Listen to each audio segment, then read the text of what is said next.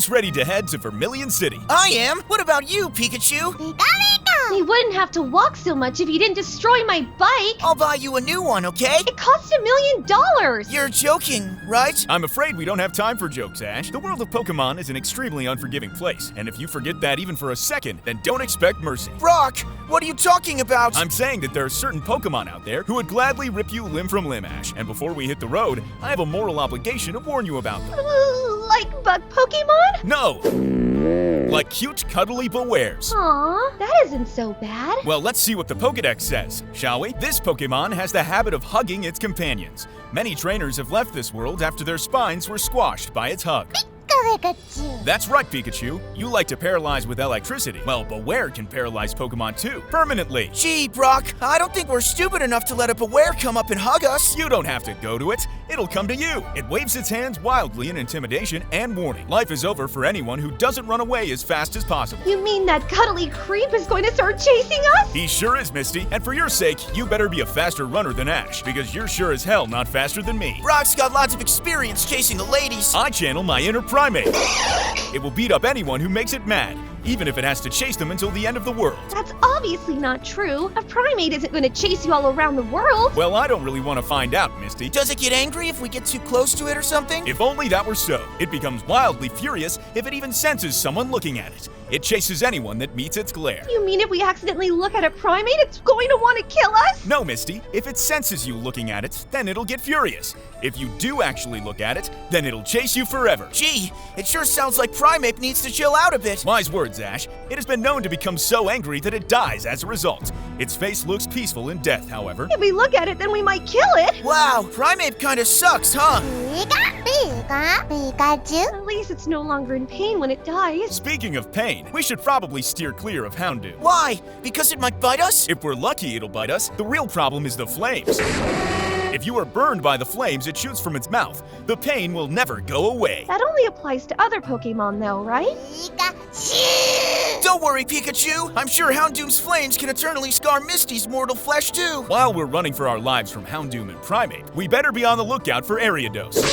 It spins thread from both its rear and its mouth. Then it wraps its prey up in thread and sips their bodily fluids at its leisure. I hate bugs! I hate them, I hate them, I hate them! Hopefully it sucks Misty's body fluids and then she dies. You're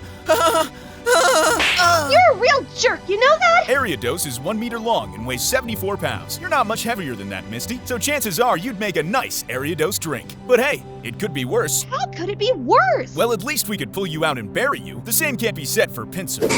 It grips prey with its pincers until the prey is torn in half. What it can't tear, it tosses far. I bet Pinsir couldn't tear me in half. You're a 10-year-old Japanese boy, Ash. That's Pinsir's main food group. Haha, you're getting ripped in half. Pikachu would save me, right buddy? But not every threat is as obvious as Pinsir. Take Cacturn, for example.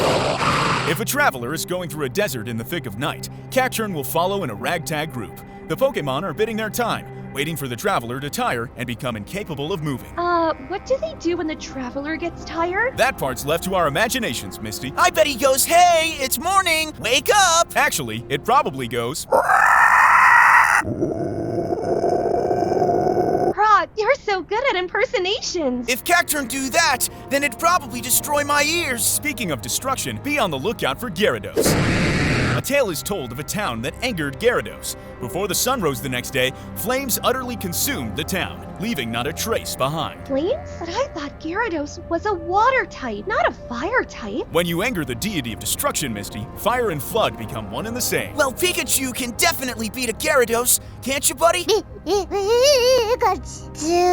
Ash, your Pikachu literally lost to a Magikarp. You better pray to Arceus that Magikarp never evolves. It also lost to Brox's Onix. And Surge's Raichu. And Sabrina's Kadabra. And Blaine's Rhydon. And Richie's Butterfree. Damn, that's embarrassing. How do you guys know all this? Weren't we heading to Vermilion City? Actually, Ash, I have no idea where we're going, because thanks to Tyranitar, our map is completely useless.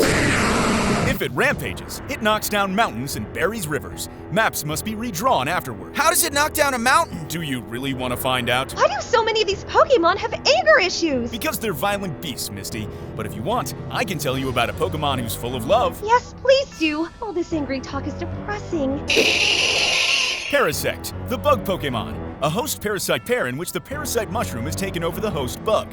The bug is mostly dead, with the mushroom on its back having become the main body. How's that full of love? Well, because they have a parasitic relationship, Misty. One can't live without the other. Isn't that what love is? Wait, are you telling me the parasect is really just a mushroom? That's right, Ash. The bug is mostly dead. Let's hope it's not on the lookout for a human host. Am I right? Heard enough about all these horrible Pokémon. I hope they all die. Be careful what you wish for, Misty, because Pokémon actually get much worse when they die. How about I start off the ghost types with Drifloon? Stories go that it grabs the hands of small children and drags them away to the afterlife. It dislikes heavy children. I better start eating some jelly donuts.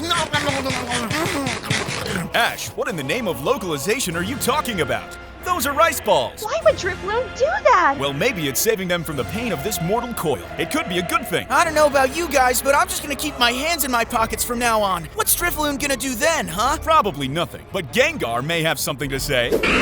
To steal the life of its target, it slips into the prey's shadow and silently waits for an opportunity. It apparently wishes for a traveling companion. Since it was once human itself, it tries to create one by taking the lives of other humans. Wait, Gengar was human? What happened to it? Probably got hugged by a Beware if it was lucky. Gee, Brock, I didn't know ghost Pokemon used to be human. Is that, like, weird to think about? Well, didn't you canonically die and become a ghost? Well, yeah, but I wasn't a Gengar. Are we talking about the time Ash got turned into a statue? No, the other time he died. How did you get killed that first time again? A chandelier fell on me and Pikachu. Then Haunter pulled our spirits out of our bodies. What a horrible accident. Are you sure it was an accident, though? Gengar tries to create companions by taking the lives of humans, after all. Are you saying he planned it? This is the worst thing ever. Actually, it could be worse, Ash. At least your soul wasn't eaten. Introducing Frostlass. The soul of a woman lost on a snowy mountain possessed an icicle, becoming this Pokémon.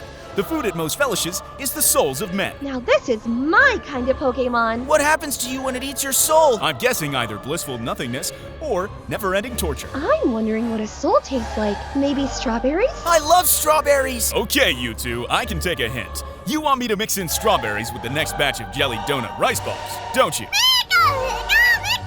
So anyway, according to old tales, Phantump are stumps possessed by the spirits of children who died while lost in the forest. Gee, Brock, that segue wasn't as smooth as your other ones. My heart can only take so much of this torture. This is kind of beautiful though, right? Like those children who die in the forest get to live again now. Yeah, as a tree stump, personally I'd rather get torn in half by a pincer. At least that'd be over quick. Pikachu! It would be quite the curse, wouldn't it? But hey, you don't have to die to get cursed. You can be alive too. Gorgeist will see to that. Singing in eerie voices, they wander town streets on the night of the new moon. Anyone who hears their song is cursed. It sings joyfully as it observes the suffering of its prey. Wow, it must be a really bad singer if its song is a curse that makes you suffer. My singing is way better. Go on and let us hear it then, Misty. I wanna be the very best that no one ever was. To catch them is my real test. To train them is my cause. Damn, let her cook. No cursing, Ash. Pikachu! Sorry, Brock. Sorry, Pikachu. No need to be sorry.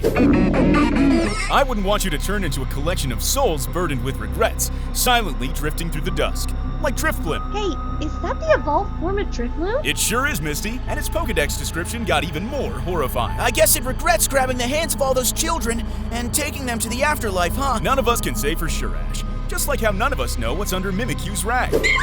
A gust of wind revealed what hides under the Pokemon's rag to a passing trainer, who went home and died painfully that very night. Pikachu, why would you do that? Pika? It's not Pikachu, Ash. It's Mimikyu. It's just an Elric horror which pretends to look like Pikachu. Oh, right. There are a lot of people who really like Mimikyu, who think of it as their favorite Pokemon, and those people are bad, because Mimikyu kills children. So does, like, every Pokemon you've mentioned so far. And I've got one more left, Yamask.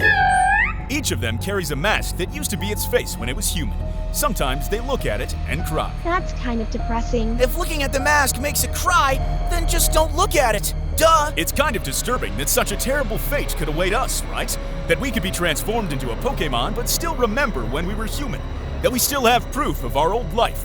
That we're self-aware enough to mourn. That we can spend existence grieving over what used to be. My stomach rumbled.